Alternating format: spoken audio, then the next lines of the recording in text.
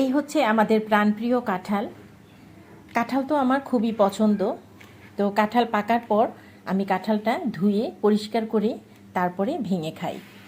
এই তো কাঁঠালটা ভেঙে খাওয়া হয়েছে, আর এতটুকু রয়ে গেছে, কাজের খালা আসলে দেব।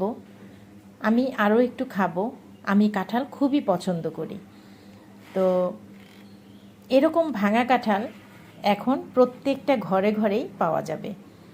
প্রত্যেকটা ঘরে ঘরেই এরকম ভাঙা একটা দুটো করে কাঁঠাল পাওয়া যাবে।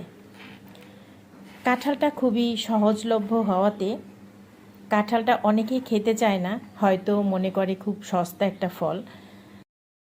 অনেকে পছন্দ করে না, কিন্তু আমি কাঁঠাল ভীষণ পছন্দ করি। এই কাঁঠালটা মোটামুটি বড় ছিল, বেশ বড়। তো এতটুকু খাওয়া হয়েছে, আর হয়তো খেতে পারবো না। আমি দুই একটা খেলে খেতেও পারি। আমার ঘরে তো ভাঙা কাঁঠাল আছে। আপনাদের কার কার ঘরে এরকম ভাঙা একটা করে কাঁঠাল আছে কমেন্ট করে জানিয়ে যান। সবাই ভালো থাকবেন। টাটা।